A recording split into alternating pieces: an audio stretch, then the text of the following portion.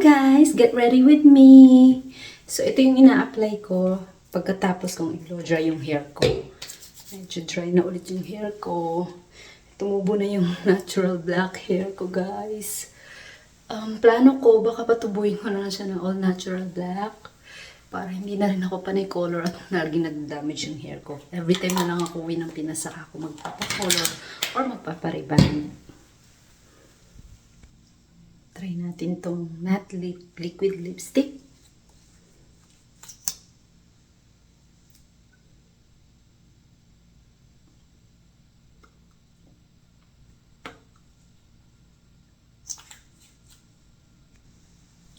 Kulang pa ng earrings. Look at this, guys. Bigay sa akin to ng workmate ko. She's so sweet. So, I think ito try ko yung maybe the black one para mag-match na rin sa outfit ko. And timing, fall na rin ngayon. By the way, guys, ito pala yung ginamit ko for today sa face ko. No need na mag-foundation kasi nakaka-glow na siya ng skin. Keep sa akin to ng friend ko. And then this one naman yung ina-alternate kong gamitin pag nag-work ako. Sometimes ito yung ginagamit ko. And with this, hindi pala ako nakapag-spray nito. I-try natin. Nag-spray ako kanina before and I'll try now after my set ko na ng makeup. Let's try. Parami ah. And guys, ito pala yung cologne na paborito ko ngayon. Favorite ko siya ngayon and dito ko na siya nilagay sa bottle na to.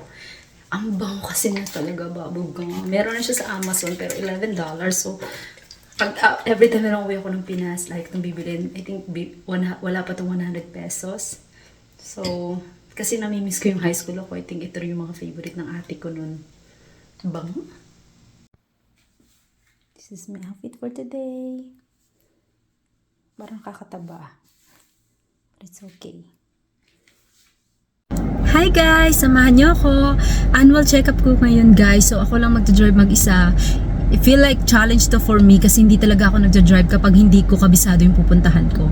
20 minutes drive ko siyang gagawin sa highway kasi alanganin kasi yung husband ko ngayon, work siya, and then may mother-in-law, kailangan niya sunduin yung mga bata sa school, alanganin yung schedule ko, mahirap kasi magpa-appointment dito pag annual check-up, so ngayon lang yung available yung doktor ko.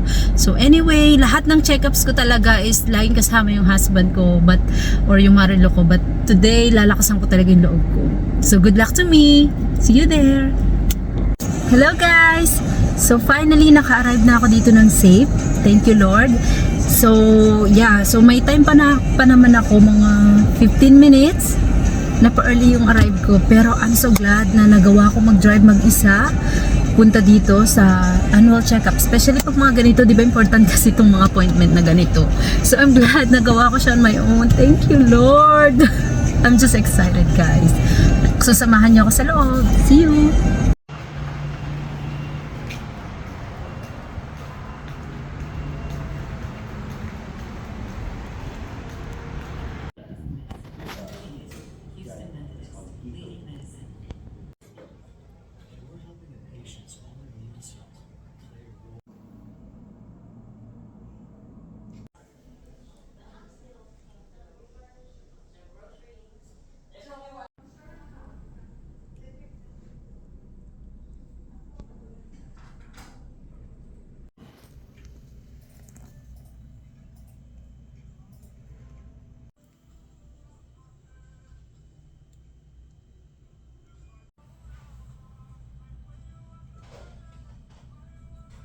Hi guys! So tapos na yung check-up ko. See? Nag-lab test ako today. And then naisipan ko na rin na I think dadaan ako sa boba tea para makapag-me time na rin doon. Enjoyin ko tong moment na to.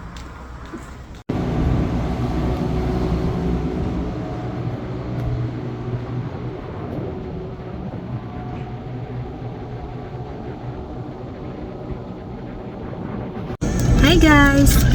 So na-check up na ako and then pauwi na rin, pero dumaan muna ako sa dun sa may boba tea. And then treat ko to for myself. And nagbaon din ako nitong paborito kong chips recently na na-try. Binili ito ng husband ko sa Kroger. Ang sarap nito. Mahilig kasi ako sa salty, which is inaasar ko ng asawa ko na huwag nang mamili ng any chips kasi nga o junk food. Nag-guilty rin ako ba? So mag-chill muna tayo dito sa car. Hindi ko matunaw yung ice. So far, so good naman yung check-up ko today. Ang bait nung doktora ko. Sarap.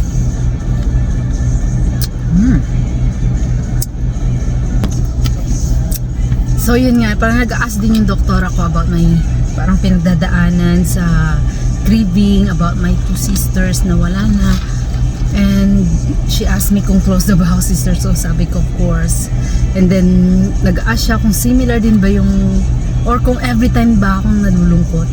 And then so far sabi ko siguro mga once a month meron akong parang emotional breakdown. Pero so far yung strong faith ko kay God, yun yung nagpapalakas sa akin na still maging stronger lang, laban lang sa buhay, piliin laging maging masaya, ganun.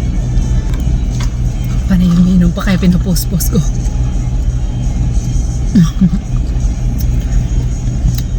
So nire-recommend niya talaga sa akin magpamammogram dahil sa breast cancer history ng sister ko or ng ate ko ng age younger 40s niya lang nun eh. Kaya last 2 years ago ko kasi na-try magpamammogram and para akong naano ba, parang matatrauma ako, masakit din kasi pala siya. So ni-refuse ko or na-decline ko last year. But this year pinupush niya talaga akong gawin ko. But I'm glad, thank God, kasi kanina pag breast exam niya sa akin normal naman. Pero yun talagang nire-recommend niya pa rin yung magpamammogram ako. But I'll try this year na magpamammogram. So far yung pap smear no need daw this year kasi normal naman daw last year. Every 3 to 4 years na lang daw sa plano nilang gawin yun.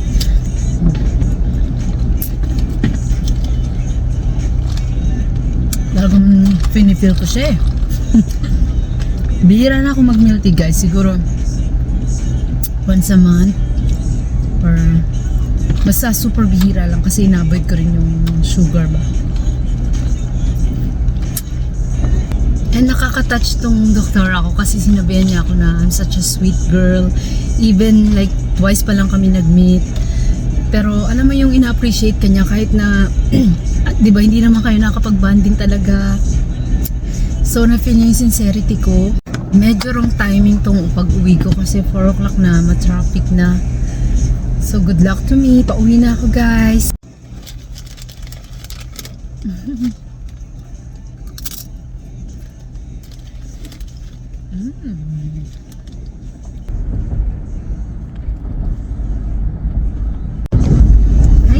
Malapit na ako sa bahay. Kabisado ko na to kaya okay na ako or comfortable na ako na mag-video sa self ko habang nag-drive. So nakikita ko na yung school ng mga anak namin.